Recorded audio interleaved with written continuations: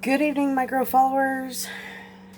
It is 9:45 p.m. and it's showtime. We're getting ready to load up this incubator with the quail eggs.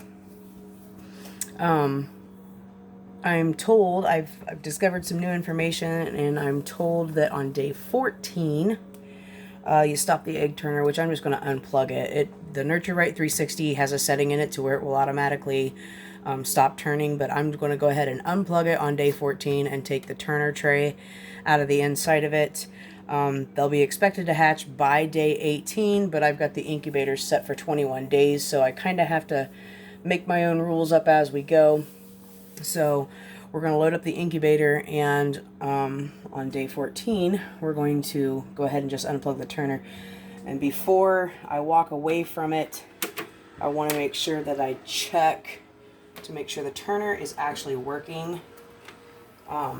As far as turning these eggs as evenly as possible. So part of that reason is because I decided that instead of just putting one egg in each compartment and hoping that the rest of the eggs survive, I decided that I probably have a better chance at a higher hatch rate if I go ahead and incubate as many as I can.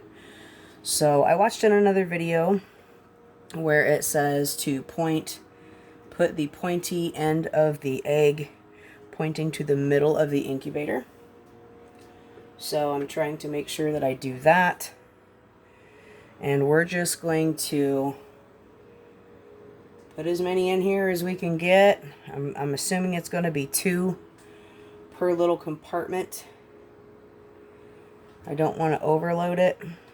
But at the same time, like I said, just the more I thought about it, I just figured I would probably have a better hatch rate if I just went ahead and put as many in there as I possibly can. The only concern that I still have at this moment is the grate that's in the bottom of this tray. I've never hatched quail before. I have no idea if their little legs are going to be falling through that grate. But most of the videos that I have watched, people are just, they're not putting anything in the bottom. There's a couple of them that do, but I don't have the things that they used to put in the bottom, so I'm literally crossing my fingers and hoping for the best right now as far as the chicks' well-being after everybody starts hatching. I'm going to go ahead and get this loaded up, and I'll be right back. Okay, so I've got as many in there as I can get in there safely. I'm sure I've got a couple spots that if I had a small enough egg, I'm sure I could probably squeeze another one in there, but I don't know. I don't know. I'm not comfortable with it. I want them to be able to turn all the way. So I have this left, which I'll just keep in a cool, dark, dry place until these ones are hatched, and then we'll fire up the incubator and see what else we can get out of what's left. Otherwise, this is what's in there. So I'm going to put the lid on now and then test the turner to make sure it works correctly.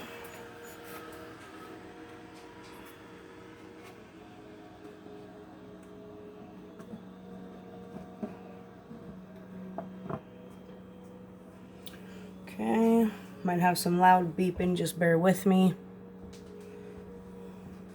Trying to stay out of your guys' light.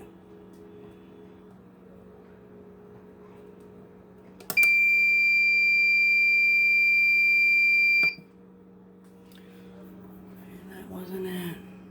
Try it again, wrong buttons. My bad.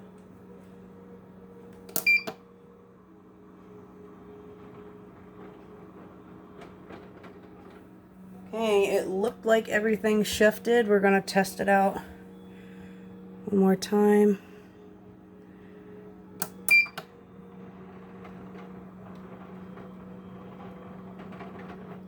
it looks like everything is shifting just fine. I apologize for the dark.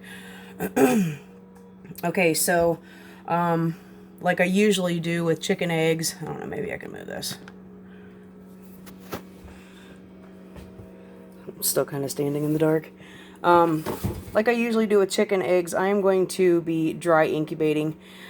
And so that takes for a little bit of a different temperature. Most incubators are set for 100.5. This one's is set for 100 because I won't be adding any kind of water to the incubator. So we'll see. It seems to be a pretty popular method with quail, and it's the only method I've ever used on chickens. So that's kind of right up my alley. So the incubator is set. And in 14 days, I'm going to unplug the turner and take the tray out of the inside. And from that point on, we cross our fingers. Here we go. Our first quail journey. Thanks for following along.